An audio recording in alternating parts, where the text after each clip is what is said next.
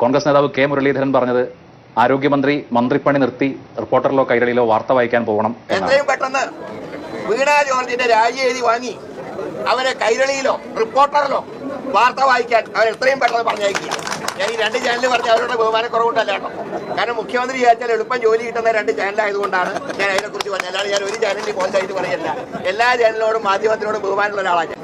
വീണ George മന്ത്രിയായിട്ട് എന്ന് കാലുകുത്തിയോ അന്ന് മുതൽ ഈ വകുപ്പ് പൂർണ്ണമായിട്ടും അനാരോഗ്യ വകുപ്പായി തീർന്നു. അതുകൊണ്ട് മുഖ്യമന്ത്രിയോട് ഒരു അഭ്യർത്ഥനയുള്ളത്, എത്രയും പെട്ടെന്ന് ഈ വീണ ജോർജിന്റെ രാജി എഴുതി വാങ്ങുക. അവരെ കൊണ്ട് നടക്കില്ല, ഇത് കൊണ്ടുപോകാൻ പറ്റില്ല. പക്ഷേ എത്രയും പെട്ടെന്ന് ഈ മഹതിയെ ഈ വകുപ്പിൽ പറഞ്ഞിട്ടില്ലെങ്കിൽ ഇനി നാളെ ആരൊക്കെ മരിക്കും എന്ന് ആർക്കും അറിയാത്ത അവസ്ഥയാണ്. ഇന്ന് രമേശ് ചെന്നിത്തല പറഞ്ഞത് ആരോഗ്യമന്ത്രി ഒരു ബിഗ് സീറോ ആണ്, വട്ടപൂജ്യമാണ് എന്നുള്ളതാണ്. പൂജ്യങ്ങൾ മുഴുവൻ കൂടി ചേർത്ത് അവർക്ക് ഒരു അംഗീകാരം കൊടുക്കുകയാണ് വേണ്ടത്. ഈ പൂജ്യമൊന്നും ഞങ്ങളുടെയല്ല, പൂജ്യമൊക്കെ വീണ ജോർജിനുള്ളതാണ്. സ്വന്തം വകുപ്പിനെ നിയന്ത്രിക്കാൻ കഴിയാത്ത ആരോഗ്യമന്ത്രി അവരാണ് ഒരു വലിയ പൂജ്യം.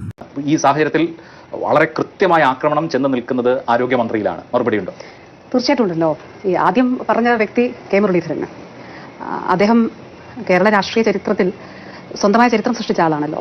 അതായത് ഒരു മന്ത്രിയായിരിക്കുമ്പോൾ ജനങ്ങൾ തോൽപ്പിച്ച് രാജിവെച്ച് പോകേണ്ട വ്യക്തിയാണ്, വെച്ചു പോയ വ്യക്തിയാണ് കെ മുരളീധരൻ. 2004 വടക്കഞ്ചേരി ഉപതെരഞ്ഞെടുപ്പ്, 2004 വൈദ്യുതി മന്ത്രിയായിട്ട് കെ മുരളീധരൻ മന്ത്രിസഭയിലേക്ക് സത്യപ്രതിജ്ഞ ചെയ്തു വരുന്നു. അദ്ദേഹം നിയമസഭാംഗമായിരുന്നില്ല. വടക്കഞ്ചേരിയിൽ ജനവിധി തേടുന്നു. വടക്കഞ്ചേരി എന്ന് പറയുമ്പോൾ നമ്മൾ ഓർക്കണം, കോൺഗ്രസിന്റെ ഉരുക്കുകോട്ടയായിരുന്നു.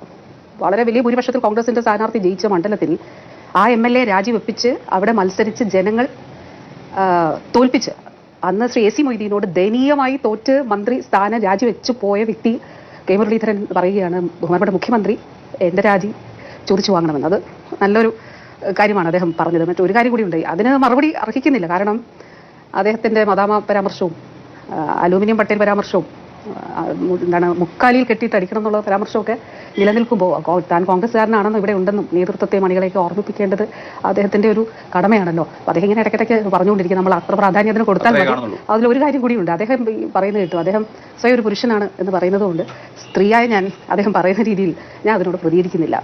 രമേശ് ചെന്നിത്തല പറഞ്ഞത് ഉത്തരം മുട്ടുമ്പോൾ സാധാരണ പറയുന്ന കാര്യമായിട്ട് കാണുന്നുള്ളൂ. വളരെ കൃത്യമായിട്ടുള്ള ചില ഡേറ്റകൾ സമൂഹത്തിന് മുൻപാകെ ഉണ്ട്. അതിൽ കുറച്ച് ഡേറ്റകൾ മാത്രം ഞാൻ കഴിഞ്ഞ ദിവസം എൻ്റെ സമൂഹ മാധ്യമ ഫേസ്ബുക്ക് പോസ്റ്റിലൂടെ ഞാൻ വെച്ചിരുന്നു. അപ്പോൾ ഈ കേരളത്തിൽ UDFന്റെ കാലവും LDFന്റെ കാലവും നമുക്കൊന്ന് താരതമ്യം ചെയ്യാം. ഡേറ്റയുടെ അടിസ്ഥാനത്തിൽ നമുക്ക് സംസാരിക്കാം. തീർച്ചയായിട്ടും ഈ കേരളത്തിന്റെ ആരോഗ്യ രംഗം എത്ര കണ്ട് മുന്നോട്ട് പോയി എന്ന് സ്വാഭാവികമായും മിനിസ്റ്റർക്ക് വിശദീകരിക്കാനുണ്ടാവും.